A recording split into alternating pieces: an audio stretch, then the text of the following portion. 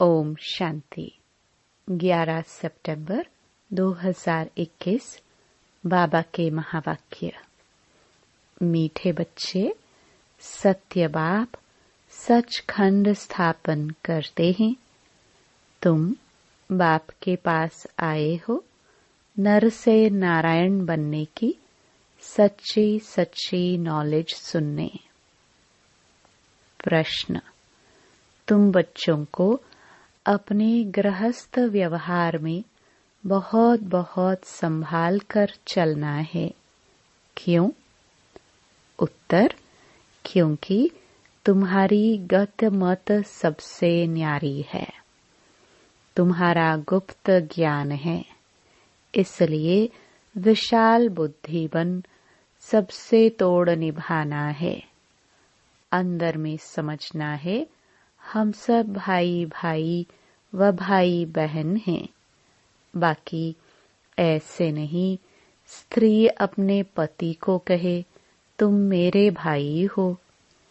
इससे सुनने वाले कहेंगे इनको क्या हो गया। युक्ति से चलना है। ओम शांति। रूहानी बाप बैठ बच्चों को समझाते हैं। रूहानी अक्षर न कह, सिर्फ बाप कहे तो भी अंडरस्टूड है। यह रूहानी बाप है। बाप बैठ बच्चों को समझाते हैं। सब अपने को भाई भाई तो कहते ही हैं, तो बाप बैठ समझाते हैं बच्चों को। सबको तो नहीं समझाते होंगे। गीता में भी लिखा हुआ है भगवान वाच्य।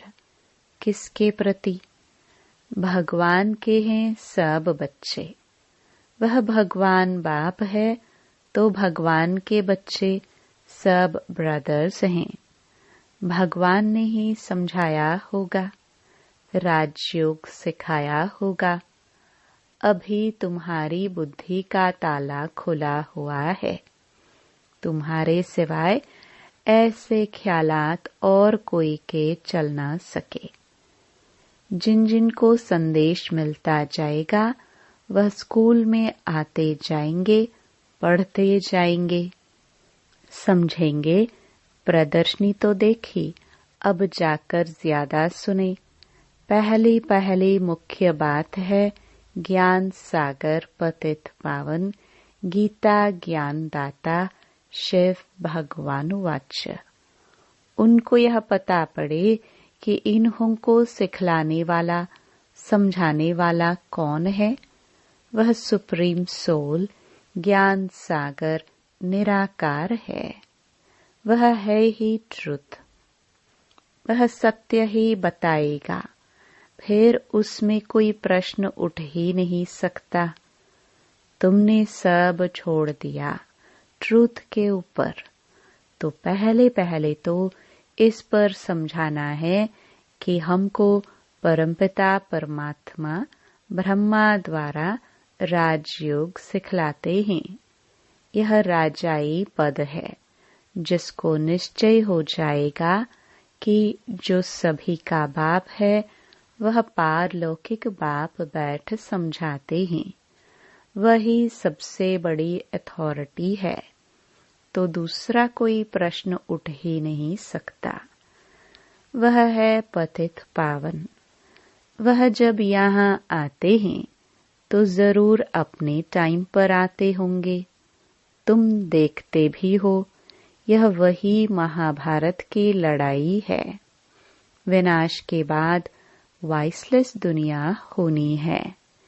यह मनुष्य जानते नहीं कि भारत ही वाइसलेस था।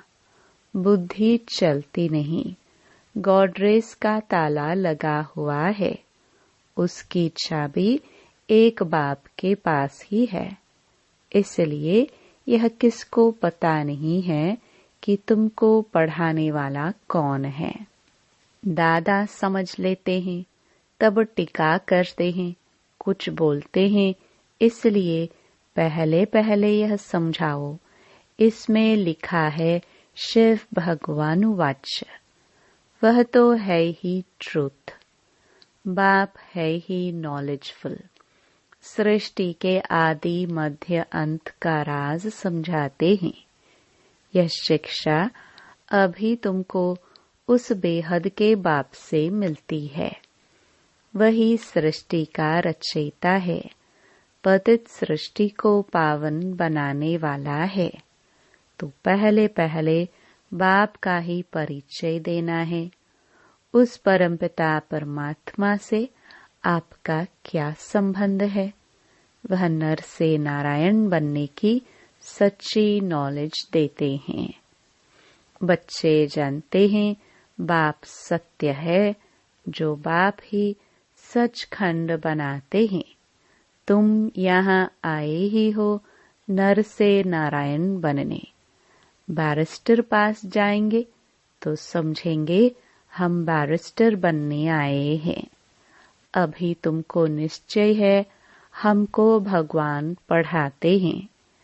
कई निश्चय करते भी हैं, फिर संशय बुद्धि हो जाते हैं, तो उनको सब कहते हैं तुम तो कहते थे हमें भगवान पढ़ाते हैं, फिर भगवान को क्यों छोड़ आए हो?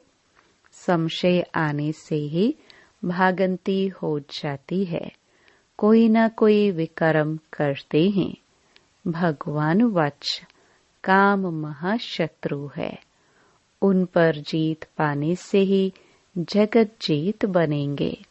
जो पावन बनेंगे वही पावन दुनिया में जाएंगे। यहाँ है ही राज्यों की बात। तुम जाकर राजाई करेंगे।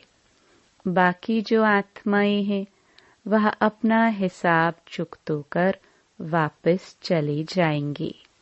यह कयामत का समय है। अब यह बुद्धि कहती है सत्युग की स्थापना जरूर होनी है।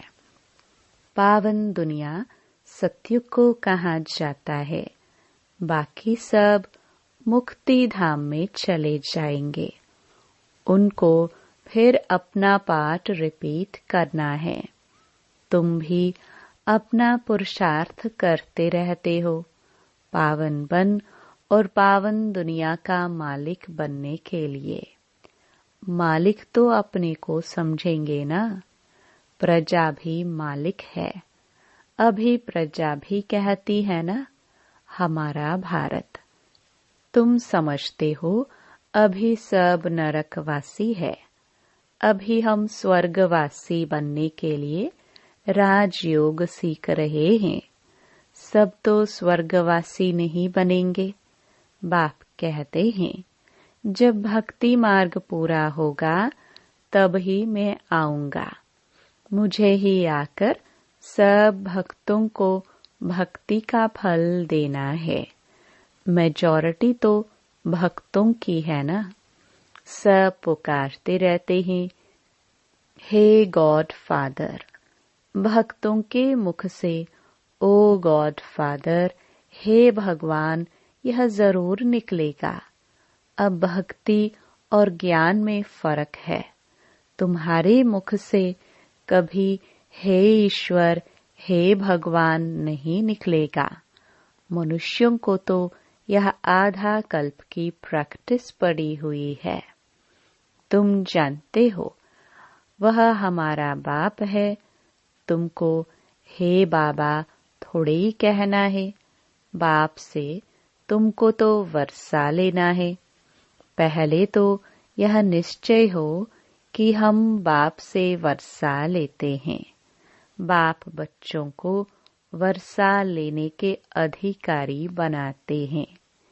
यह तो सच्चा बाप है ना। बाप जानते हैं हमने जिन बच्चों को ज्ञानामृत पिलाए, ज्ञान चिता पर बिठाए, विश्व का मालिक देवता बनाया था, वही कामचिता पर बैठ भस्मीभूत हो गए हैं। अब मैं फिर ज्ञान चिता पर बिठाए घोर नींद से जगाए स्वर्ग में ले जाता हूँ। बाप ने समझाया है तुम आत्माएं वहाँ शांति धाम और सुख धाम में रहती हो। सुख धाम को कहा जाता है वाइसलेस वर्ल्ड, संपूर्ण निर्विकारी। वहाँ देवताएं रहते हैं और वह है स्वीट होम, आत्माओं का घर। सभी एक्टर्स उस शांति धाम से आते हैं यहाँ पाठ बजाने। हम आत्माएं यहाँ की रहवासी नहीं हैं। वह एक्टर्स यहाँ के रहवासी होते हैं। सिर्फ घर से आकर ड्रेस बदली कर पाठ बजाते हैं। तुम तो समझते हो हमारा घर शांति धाम है, जहाँ हम फिर वापस जाते हैं। जब अभी एक्टर्स स्टेज पर आ जाते हैं, तब बाप आकर सबको ले जाएंगे। इसलिए उनको लिबरेटर, गाइड भी कहा जाता है। दुख हरता, सुख करता है, तो इतने सारे मनुष्य कहाँ जाएंगे? विचार तो करो। पतित पावन को बुलाते हैं किस लिए? अपने मौत के लिए। दुख की दुनिया में रहने नहीं चाहते हैं, इसलिए कहते हैं घर ले चलो। यह सब मुक्ति को ही मानने वाले हैं। भारत का प्राचीन योग भी कितना मशहूर है। विलायत में भी जाते हैं प्राचीन राजयोग सिखलाने। क्रिश्चियन में बहुत हैं जो सन्यासियों का मान रखते हैं। गेरू कफनी की जो पहरवाइश है, वह है हठ योग की। तुमको तो घर बार छोड़ना नहीं है, न कोई सफेद कपड़े का बंधन है, परंतु सफेद अच्छा है। तुम भट्टी में रहे हो तो ड्रेस भी यह हो गई है। आजकल सफेद पसंद करते हैं। मनुष्य मरते हैं तो सफेद चादर डालते हैं। तो पहले कोई को भी बाप का परिचय देना है। 2 बाप है। यह बातें समझने में टाइम लेती हैं। प्रदर्शनी में इतना समझा नहीं सकेंगे। सतयुग में 1 बाप। इस समय है तुमको 3 बाप, क्योंकि भगवान आते हैं प्रजापिता ब्रह्मा के तन में। वह भी तो बाप है सबका। अच्छा, अब तीनों बाप में ऊंच वर्षा किसका? निराकार बाप वर्षा कैसे दे? वह फिर देते हैं ब्रह्मा द्वारा। ब्रह्मा द्वारा स्थापना करते और ब्रह्मा द्वारा वर्षा भी देते हैं। इस चित्र पर तुम बहुत अच्छी रीति समझा सकते हो। शिव बाबा है, फिर यह प्रजापिता ब्रह्मा, आदि देव, आदि देवी। यह है ग्रेट ग्रेट ग्रैंड फादर। बाप कहते हैं मुझे शिव को ग्रेट ग्रेट ग्रैंड फादर नहीं कहेंगे, मैं सबका बाप हूँ। यह है प्रजापिता ब्रह्मा। तुम हो गए भाई बहन। आपस में क्रिमिनल असल्ट कर न सके। अगर दोनों की आपस में विकार की दृष्टि खींचती है तो फिर गिर पड़ते हैं, बाप को भूल जाते हैं। बाप कहते हैं तुम हमारा बच्चा बन काला मुँह करते हो। बेहद का बाप बच्चों को समझाते हैं तुमको यह नशा चढ़ा हुआ है। जानते हो गृहस्थ व्यवहार में भी रहना है। लौकिक संबंधियों को भी मुँह देना है। लौकिक बाप को तुम बाप कहेंगे ना, उनको तो तुम भाई नहीं कह सकते। ऑर्डिनरी वे में बाप को बाप ही कहेंगे। बुद्धि में है कि यह हमारा लौकिक बाप है। ज्ञान तो है ना, यह ज्ञान बड़ा विचित्र है। आजकल करके नाम भी ले लेते हैं, परंतु कोई विजिटर आदि बाहर के आदमी के सामने भाई कह दो तो वह समझेंगे इनका माथा खराब हुआ है। इसमें बड़ी युक्ति चाहिए। तुम्हारा गुप्त ज्ञान गुप्त संबंध है। अक्सर करके स्त्रियां पति का नाम नहीं लेती है, पति स्त्री का नाम ले सकते हैं। इसमें बड़ी युक्ति से चलना है। लौकिक से भी तोड़ निभाना है। बुद्धि चली जानी चाहिए ऊपर। हम बाप से वर्षा ले रहे हैं, बाकी चाचे को चाचा, बाप को बाप कहना पड़ेगा ना। जो ब्रह्मा कुमार कुमारी नहीं बने हैं तो वह भाई बहन नहीं समझेंगे। जो बीके बने हैं वही इन बातों को समझेंगे। बाहर वाले तो पहले ही चमकेंगे। इसमें समझने की बुद्धि अच्छी चाहिए। बाप तो बच्चों को विशाल बुद्धि बनाते हैं। तुम पहले हद की बुद्धि में थे, अभी बुद्धि चली जाती है बेहद में। वह हमारा बेहद का बाप है। यह सब हमारे भाई बहन हैं। लेकिन घर में सासू को सासू ही कहेंगे, बहन थोड़ी कहेंगे। घर में रहते बड़ी युक्ति से चलना है, नहीं तो लोग कहेंगे यह तो पति को भाई, सासू को बहन कह देते। यह क्या है? यह ज्ञान की बातें तुम ही जानो और न जाने कोई। कहते हैं ना, प्रभु तेरी गति मत तुम ही जानो। अब तुम उनके बच्चे बनते हो तो तुम्हारी गत मत तुम ही जानो। बड़ी संभाल से चलना पड़ता है, कहाँ कोई मूंझे नहीं। तो प्रदर्शनी में तुम बच्चों को पहले पहले यह समझाना है कि हमको पढ़ाने वाला भगवान है। अब तुम बताओ, भगवान कौन? निराकार शिव या देहधारी श्री कृष्ण? जो गीता में भगवानुवाच है वह शिव परमात्मा ने महावाक्य उच्चारे हैं या श्री कृष्ण ने? कृष्ण तो है स्वर्ग का पहला प्रिंस। ऐसे तो कह नहीं सकते कि कृष्ण जयंती सो शिव जयंती। शिव जयंती के बाद है कृष्ण जयंती।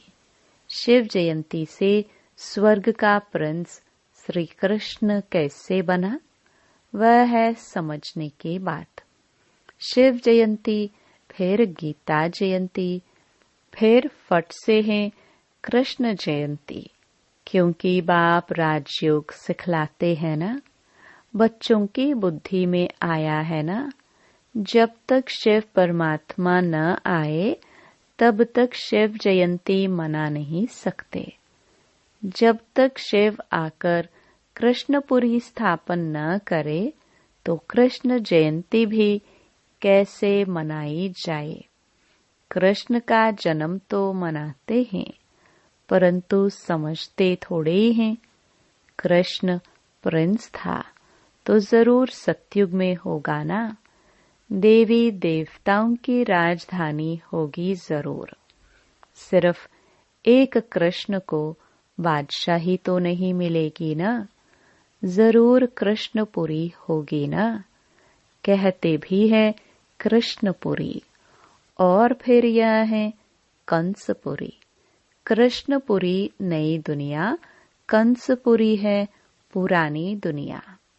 कहते हैं देवताओं और असुरों की लड़ाई लगी, देवताओं ने जीता, परंतु ऐसे तो है नहीं। कंसपुरी खत्म हुई, फिर कृष्णपुरी स्थापन हुई ना। कंसपुरी पुरानी दुनिया में होगी, नई दुनिया में थोड़े ही यह कंस दैत्य आदि होंगे। यहाँ तो देखो कितने मनुष्य हैं, सतयुग में बहुत थोड़े हैं। यह भी तुम समझ सकते हो। अभी तुम्हारी बुद्धि चलती है। देवताओं ने तो कोई लड़ाई की नहीं। दैवी संप्रदाय सतयुग में ही होते हैं। आसुरी संप्रदाय यहाँ है। बाकी न देवताओं और असुरों की लड़ाई हुई, न कौरवों और पांडवों की हुई है। तुम रावण पर जीत पाते हो। बाप कहते हैं, इन विकारों पर जीत पानी है तो जगत जीत बन जाएंगे। इसमें कोई लड़ना नहीं है। लड़ने का नाम ले तो वॉयलेंस, हिंसक बन जाए। रावण पर जीत पानी है, परंतु नॉन वॉयलेंस। सिर्फ बाप को याद करने से हमारे विकर्म विनाश होते हैं। भारत का प्राचीन राजयोग मशहूर है। बाप कहते हैं, मेरे साथ बुद्धि का योग लगाओ तो तुम्हारे पाप भस्म होंगे। बाप पतित पावन है तो बुद्धि योग उस बाप से ही लगाना है, तो तुम पतित से पावन बन जाएंगे। अभी तुम प्रैक्टिकल में उनसे योग लगा रहे हो। इसमें लड़ाई की कोई बात नहीं। जो अच्छी रीति पढ़ेंगे, बाप के साथ योग लगाएंगे, वही बाप से वर्षा पाएंगे। कल्प पहले मुहाफिक। इस पुरानी दुनिया का विनाश भी होगा। सब हिसाब किताब चुकतू कर जाएंगे। फिर क्लास ट्रांसफर हो, नंबरवार जाकर बैठते हैं ना। तुम भी नंबरवार जाकर वहां राज्य करेंगे। कितनी समझ की बातें हैं। अच्छा, मीठे मीठे सिखिलदे बच्चों प्रति माता पिता बाप दादा का याद प्यार और गुड मॉर्निंग। रूहानी बाप की रूहानी बच्चों को नमस्ते। धारणा के लिए मुख्य सार। पहला, इस कयामत के समय जबकि सतयुग की स्थापना हो रही है, तो पावन जरूर बनना है। बाप और बाप के कार्य में कभी संशय नहीं उठाना है। दूसरा, ज्ञान और संबंध गुप्त है, इसलिए लौकिक में बहुत युक्ति से विशाल बुद्धि बनकर चलना है। कोई ऐसे शब्द नहीं बोलने हैं जो सुनने वाले मूंझ जाए। वरदान। मनमत परमत को समाप्त कर श्रीमत पर पद्मों की कमाई जमा करने वाले पद्मा पदम भाग्यशाली भव। श्रीमत पर चलने वाले एक संकल्प भी मनमत व परमत पर नहीं कर सकते। स्थिति की स्पीड यदि तेज नहीं होती है तो जरूर कुछ न कुछ श्रीमत में मनमत व परमत मिक्स है। मनमत अर्थात अल्पज्ञ आत्मा के संस्कार अनुसार जो संकल्प उत्पन्न होता है वह स्थिति को डगमग करता है। इसलिए चेक करो और कराओ। एक कदम भी श्रीमत के बिना न हो तब पद्मों की कमाई जमा कर पद्मा पदम भाग्यशाली बन सकेंगे। स्लोगन। मन में सर्व के कल्याण की भावना बनी रहे, यही विश्व कल्याणकारी आत्मा का कर्तव्य है। ओम शांति।